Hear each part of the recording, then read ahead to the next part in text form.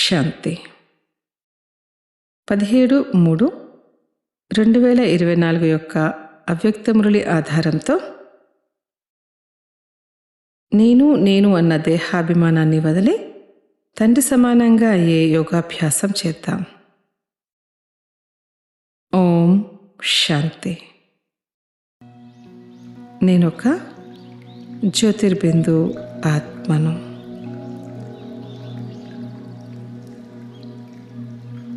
భాగ్యవాన్ ఆత్మను.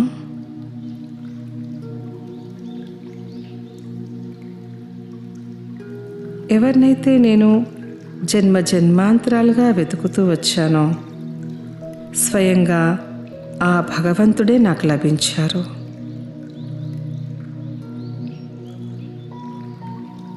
స్వయంగా ఆ సర్వశక్తివంతుడి యొక్క పాలనలో పాలించబడుతున్న నేను పరమ భాగ్యశాలి ఆత్మను.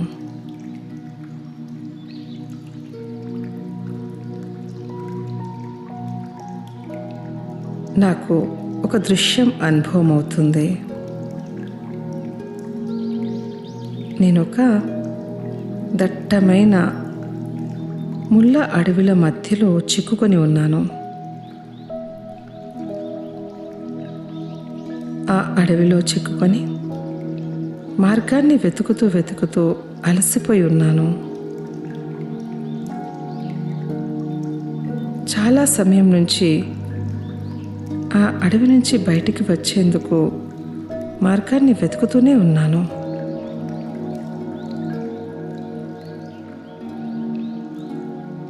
నా భాగ్యం, అకస్మాత్తుగా నాకు మార్గం కనిపించింది.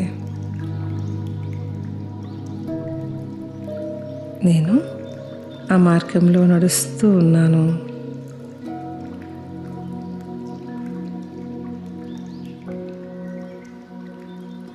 ఆ మార్గంలో కొన్ని పాదముద్రలు ప్రకాశవంతంగా ప్రకాశిస్తున్నాయి.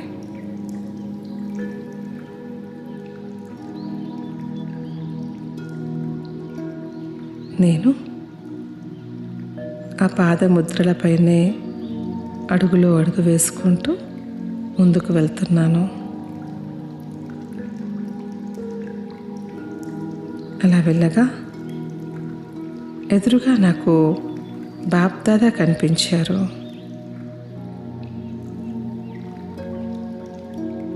నన్ను ప్రేమగా ఆహ్వానిస్తున్నారు.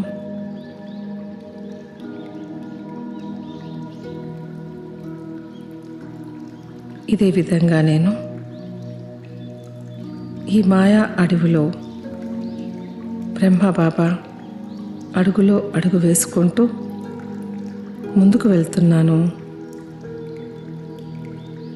నా నెంబర్ ఇంకా ముందుకు తీసుకెళ్ళడానికి.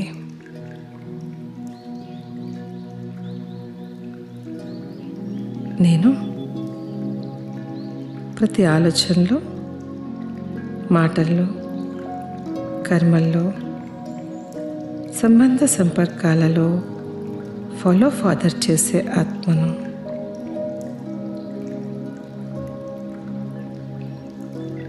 ఫాలో ఫాదర్ చేస్తున్న ఆత్మైన నన్ను బ్రహ్మా తండ్రి వతనంలో సంపూర్ణ అవ్యక్త ఫరిష్తాగా అయ్యేందుకు ఆహ్వానిస్తున్నారు.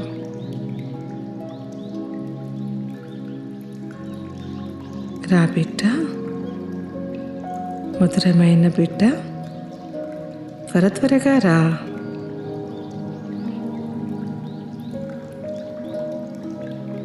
నేనిప్పుడు వతనానికి ఎగిరి వెళ్ళాను.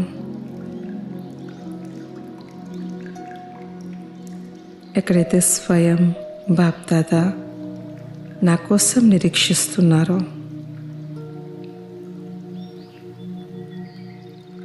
బాబా నా మస్తకంపై ప్రకాశిస్తున్న తిలకాన్ని పెట్టారు. పవిత్రత యొక్క లైట్ కిరీటాన్ని పెట్టారు.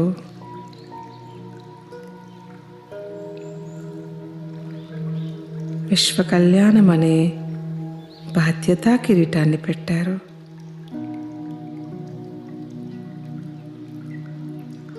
నేను డబల్ కిరీటధారి ఆత్మను.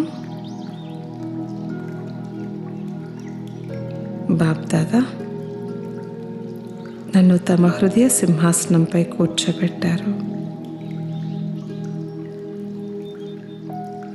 పరమాత్మ ద్వారా కిరీటము, సింహాసనము, తిలకాన్ని పొందిన నేను అతి శ్రేష్ఠ భాగ్యవాన్ ఆత్మను.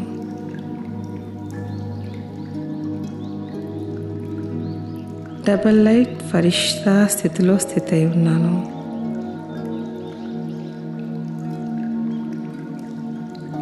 ఈ ఉన్నతమైన స్థితిలో సదా ఉండడానికి 108 విజయమాలలో రావడానికి సంకల్పాల్లో, మాటల్లో, కర్మల్లో, సంబంధ సంపర్కాల్లో ఉన్న అన్ని రకాల నెగటివ్ మరియు వేస్ట్ యొక్క భారం నుంచి ముక్తవుతున్నాను. నాది నాది అనే సూక్ష్మ దేహ అభిమానాన్ని త్యాగం చేస్తున్నాను. నా విశేషతలైనా కానీ, నా గుణాలే కానీ,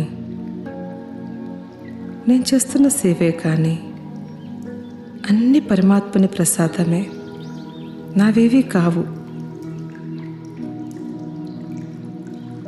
నేను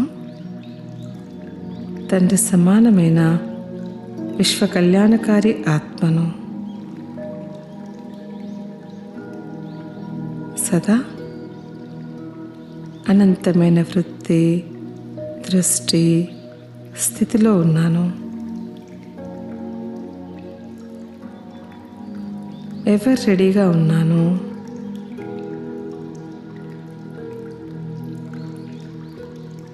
నేను నా ఆఫీస్ అని, నా ఇల్లు అని, నా గది అని,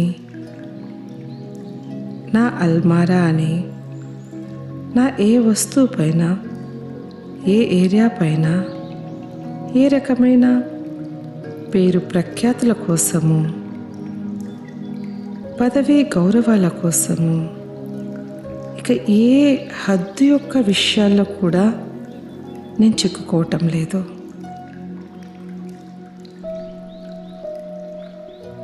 రకరకాలుగా నా అన్న సంబంధాలు, హద్దు సంబంధాలు, వ్యర్థ భారాలను సమాప్తం చేస్తూ నేను తేలికగా ఫరిష్తా స్థితిని అనుభవం చేసుకుంటున్నాను. నేను అనంత విశ్వ కళ్యాణకారి ఆత్మను. ప్రతి పరిస్థితిలో వ్యక్తి, ప్రకృతి నుంచి ఏ పరీక్షణ రాని నేను అచలంగా, అడవులంగా ఉన్నాను. విషయాలని చూడటం లేదు.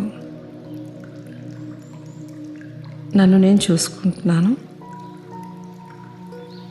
మరి సూక్ష్మంగా చెకింగ్ చేసుకుంటున్నాను.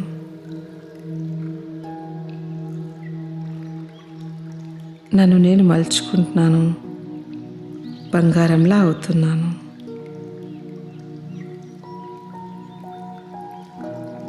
నేను తండ్రి యొక్క అడుగులో అడుగు వేసే ఆత్మను. విజయీ ఆత్మను. నేను ఫరిష్తాను. ఈ ఉన్నతమైన స్థితిలో ఉంటూ తిరిగి ఈ దేహాన్ని ధారణ చేస్తున్నాను. సాక్షి నా పాత్రను పోషిస్తున్నాను. ఓం శాంతి శాంతి శాంతి.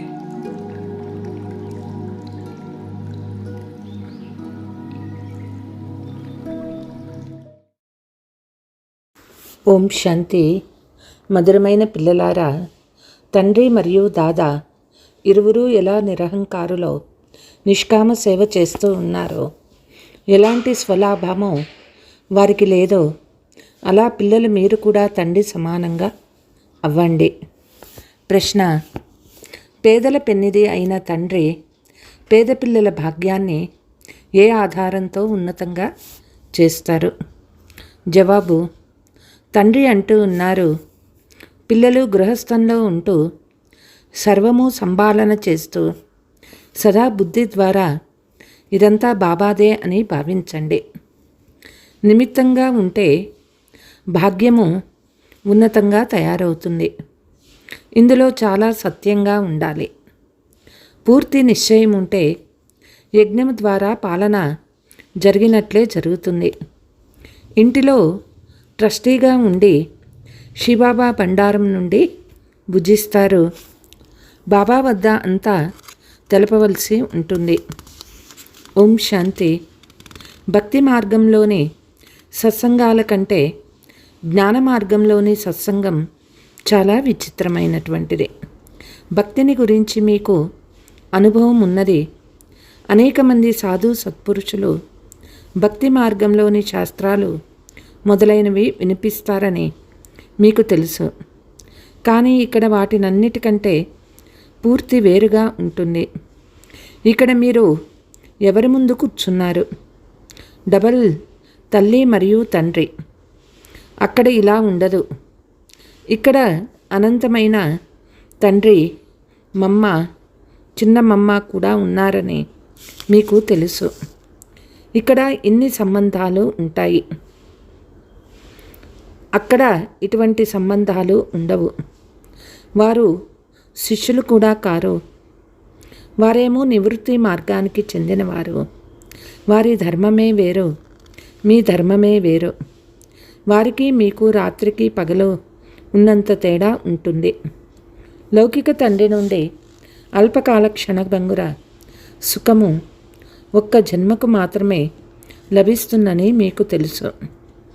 తర్వాత నూతన తండ్రి, నూతన విషయాలు. ఇక్కడ లౌకిక తండ్రి కూడా ఉన్నారు, పారలౌకిక తండ్రి కూడా ఉన్నారు. అంతేకాక అలౌకిక తండ్రి కూడా ఉన్నారు. లౌకిక నుండి కూడా వారసత్వం లభిస్తుంది. పారలౌకికం నుండి కూడా వారసత్వం లభిస్తుంది. అలౌకిక తండ్రి అద్భుతమైన వారు. వీరి నుండి ఏ వారసత్వము లభించదు. కానీ వీరి ద్వారా శివబాబా వారసత్వం ఇస్తూ ఉన్నారు. అందుకే పారలౌకిక తండ్రిని స్మృతి చాలా చేస్తారు. లౌకిక తండ్రిని కూడా స్మృతి చేస్తారు. అలౌకిక బ్రహ్మ బాబాను ఎవ్వరూ స్మృతి చెయ్యరు. ఇతడు ప్రజాపిత అని మీకు తెలుసు. ఏ ఒక్కరికో తండ్రి కాదు. ప్రజాపిత అంటే గ్రేట్ గ్రేట్ గ్రాండ్ ఫాదర్. శివబాబాను గ్రేట్ గ్రేట్ గ్రాండ్ ఫాదర్ అని అనరు. లౌకిక సంబంధంలో లౌకిక తండ్రి తాత ఉంటారు. వీరు గ్రేట్ గ్రేట్ గ్రాండ్ ఫాదర్.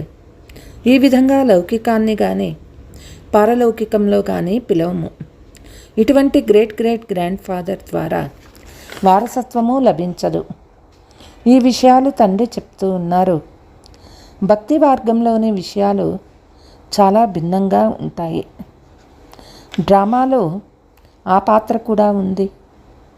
అది మళ్ళీ నడుస్తూనే ఉంటుంది. మనము 84 జన్మలు ఎలా తీసుకున్నామో తండ్రి తెలిపిస్తూ ఉన్నారు. 84 లక్షల జన్మలు తీసుకోరు. తండ్రి వచ్చి పూర్తి ప్రపంచాన్ని మరియు మనల్ని ధర్మయుక్తంగా తయారు చేస్తూ ఉన్నారు. ఈ సమయంలో ఎవరూ ధర్మాత్ములుగా అవ్వరు. పుణ్యాత్ముల ప్రపంచమే వేరుగా ఉంటుంది. అక్కడ పాపాత్ములు ఉంటారు, అక్కడ పుణ్యాత్ములు ఉండరు. ఇక్కడ పాపాత్ములకే దాన పుణ్యాలు చేస్తారు. పుణ్యాత్ముల ప్రపంచంలో దాన పుణ్యాలు చేయవలసిన అవసరమే ఉండదు. అక్కడ ఈ జ్ఞానం ఉండదు. అంటే మనము సంగమయుగంలో 21 జన్మల వారసత్వం తీసుకున్నామనే విషయం కూడా తెలియదు. ఈ జ్ఞానం కూడా ఇక్కడ మాత్రమే అనంతమైన తండ్రి ద్వారా మీకు మాత్రమే లభిస్తుంది.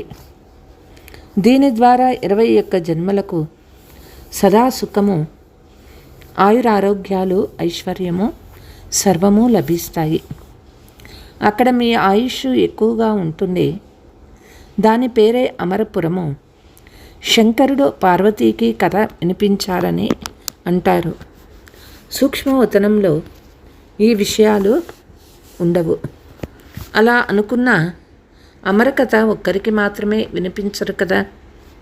ఇది భక్తి మార్గపు విషయాలు. ఇంకా వాటినే పట్టుకొని ఉన్నారు. ఈశ్వరుడు సర్వవ్యాపి అనడం అన్నటికంటే పెద్ద తప్పు. ఇది వారిని అవమానపరిచినట్లు అవుతుంది. విశ్వాధికారులుగా తయారు చేసే అనంతమైన తండ్రిని సర్వవ్యాపి అని అనడం రాయి రప్పలలో కణకణములో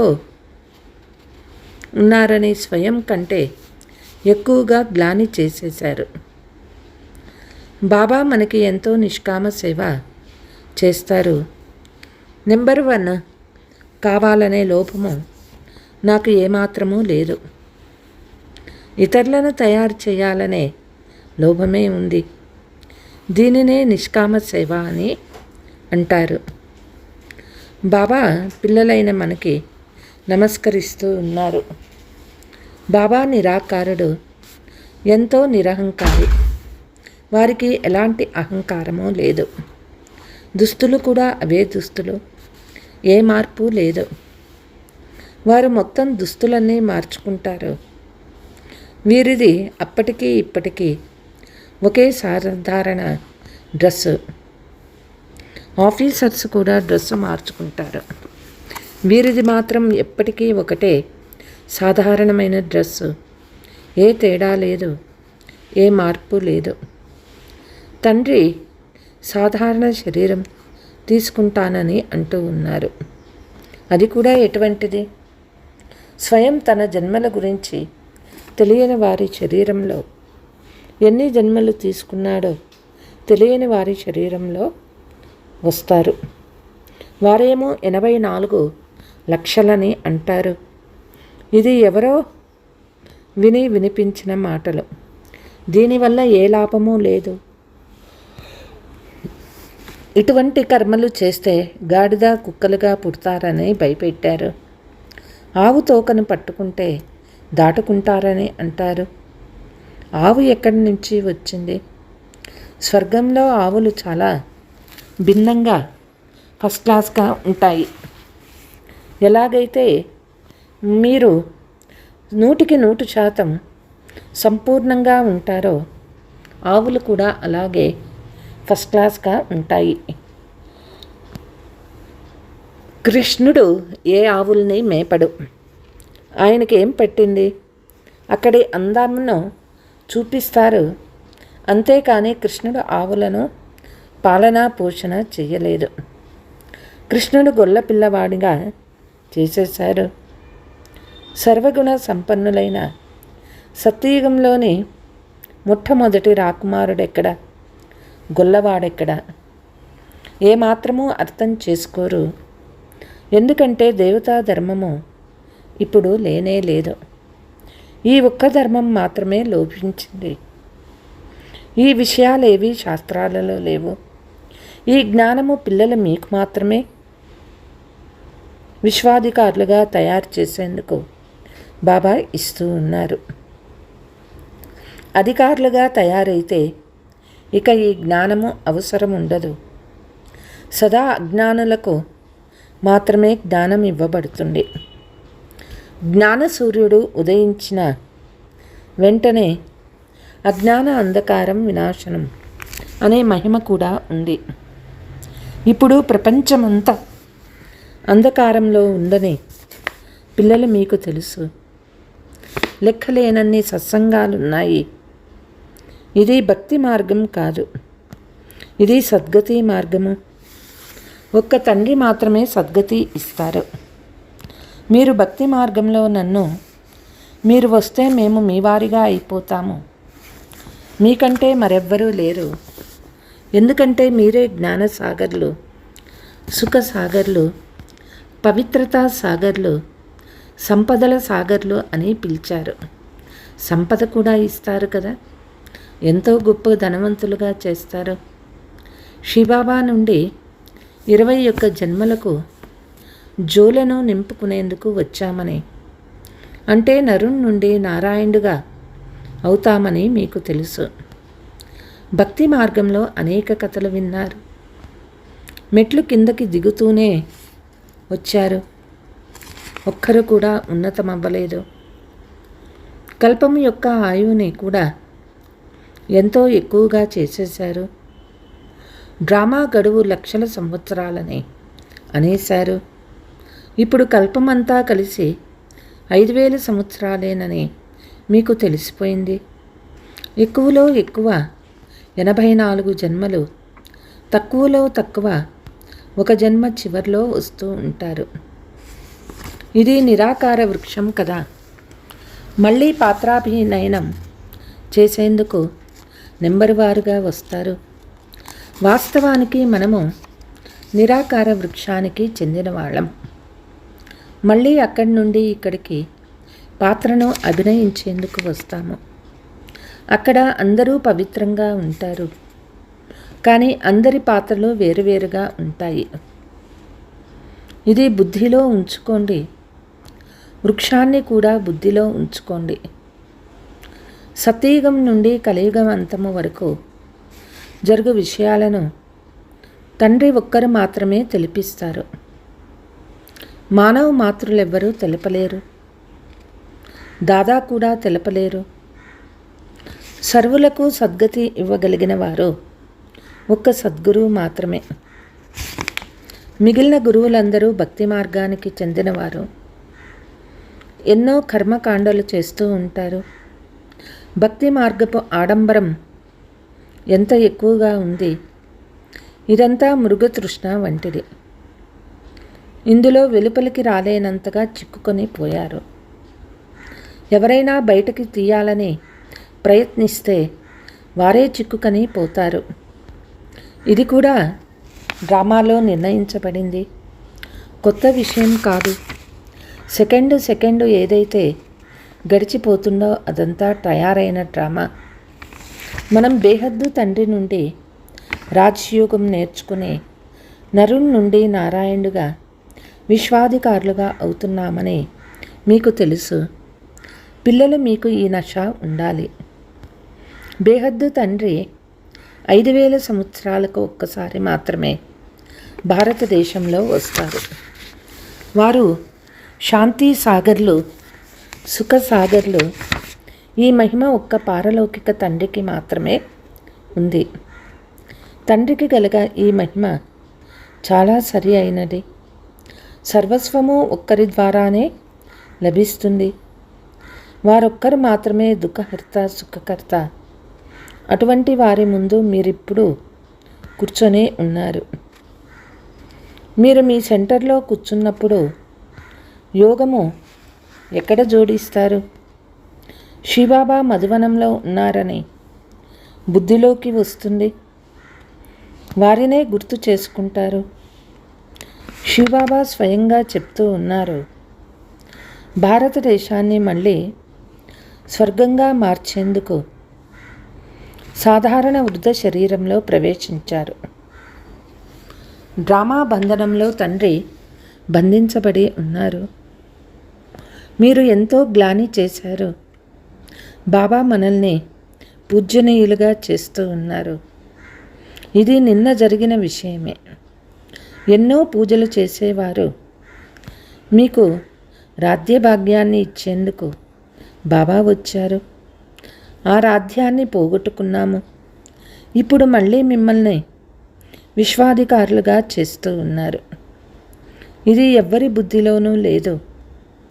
దైవీ గుణాలు గల దేవతలు కూడా మనుషులే. 80-100 అడుగుల పొడుగు ఉండరు. వారి ఆయుష్ పెద్దది కాబట్టి పైకప్పంత పొడవుగా ఉంటారని అనుకోరాదు. కలియుగంలో మీ ఆయుష్ తగ్గిపోతుంది.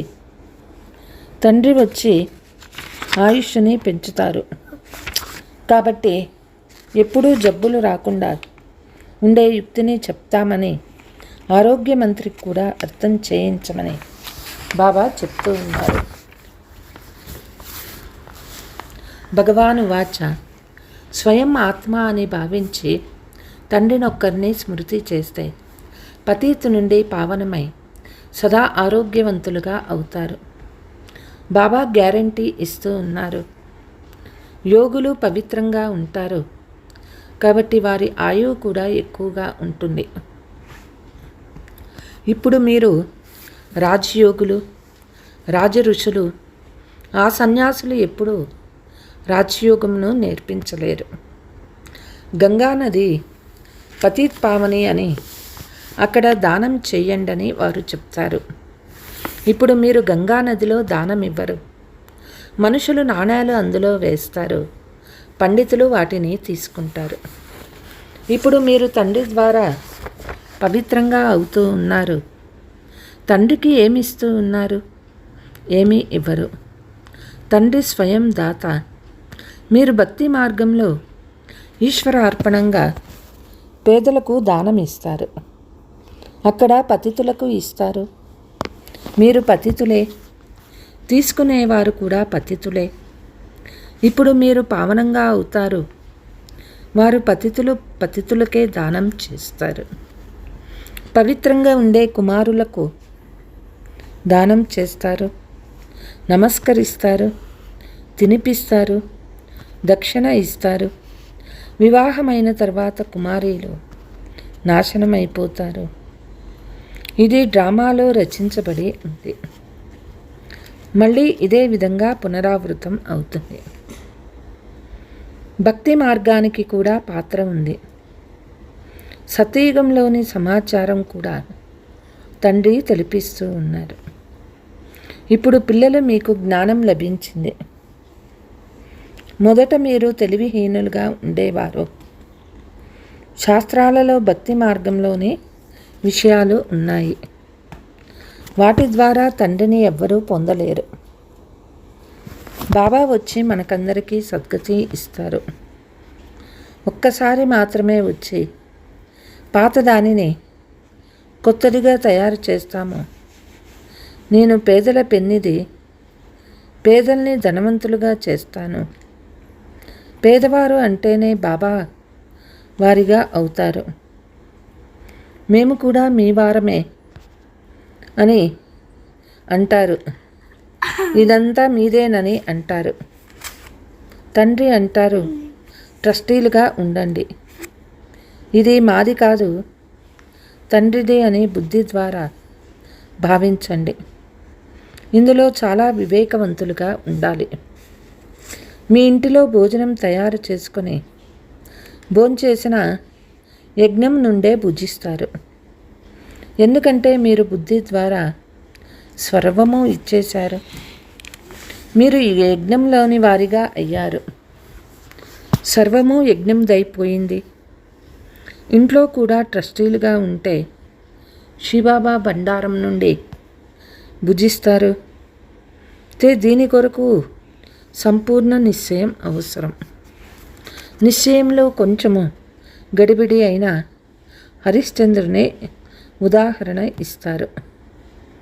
బాబాకు అంతా చెప్పేయాలి. బాబా పేదల పెన్నిది అయినారు. పాట చివరికి ఆ రోజు ఇప్పుడు వచ్చేసింది. అర్ధకల్పం భక్తిలో స్మృతి చేస్తూ వచ్చారు. చివరికి ఇప్పుడు వారు లభించారు. సత్యయుగము తప్పకుండా వస్తుంది. మధ్యలో సంగమయుగం ఉంది. అందులో మీరు అత్యున్నతమ పురుషులుగా అవుతారు. మీరు పవిత్ర ప్రవృత్తి మార్గంలో ఉండేవారు. 84 జన్మల తర్వాత అపవిత్రంగా అయ్యారు. మళ్ళీ పవిత్రంగా అవ్వాలి. కల్పకృతం కూడా మీరు ఇలాగే అయ్యారు. కల్పకృతము ఎవరు ఎంత పురుషార్థం చేశారో మళ్ళీ వారు అంతే చేస్తారు. తమ వారసత్వాన్ని తీసుకుంటారు. సాక్షిగా ఉంటూ చూస్తూ ఉన్నారు. తండ్రి చెప్తూ ఉన్నారు, మీరు సందేశకులు. ఇతరులు ఎవరూ సందేశకులు కానీ దూతలు కానీ కారు. సద్గతిని ఇచ్చే సద్గురు ఒక్కరు మాత్రమే. ఇతర ధర్మ నేతలు ధర్మస్థాపన చేసేందుకు వస్తారు. వారు గురువు ఎలా అవుతారు? బాబా అందరికీ సద్గతి ఇస్తారు. अच्छा, मीठे मीठे सिकीलते बच्चों प्रति मात पिता बाप दादा का याद प्यार और गुड मॉर्निंग. रूहानी बाप के रूहानी बच्चों को नमस्ते. हम रूहानी बच्चों की रूहानी मात पिता बाप दादा को याद प्यार गुड मॉर्निंग डबल नमस्ते. धारणा. శాంతి సుఖము సంపద సాగరుడు తండ్రి మనకు లభించారు. మనకు సర్వము ఒక్కరి ద్వారానే లభిస్తాయి. అటువంటి తండ్రి ఎదుట మనం కూర్చొని ఉన్నాము. వారు మనల్ని చదివిస్తున్నారనే నశ ఉండాలి. అహంకారాన్ని వదిలి తండ్రి సమానం నిష్కామ సేవ చేయాలి. నిరహంకారులుగా ఉండాలి. సందేశకులై అందరికీ సందేశం ఇవ్వాలి.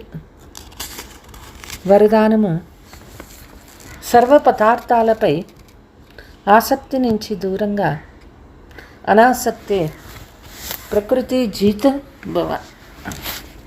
ఒకవేళ ఏదైనా ఒక పదార్థము కర్మేంద్రియాలను విచలితం చేసిన, అంటే ఆసక్తి భావన ఉత్పన్నమైన అతీతంగా కాలేరు. కోరికలే ఆసక్తి రూపము. చాలామంది కోరిక లేదు కానీ ఈ వస్తువు కావాలి అని అంటారు.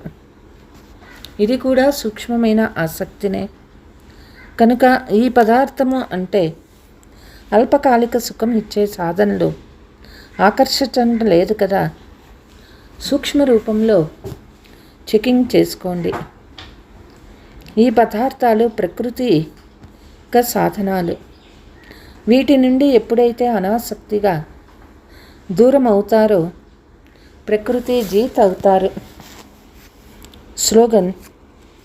నాది నాది అనే జంఝాటాలను వదిలి బేహద్దులో ఉంటారు. అప్పుడే విశ్వ కళ్యాణకారీలుగా అవుతారు. अच्छा, ओम शांति.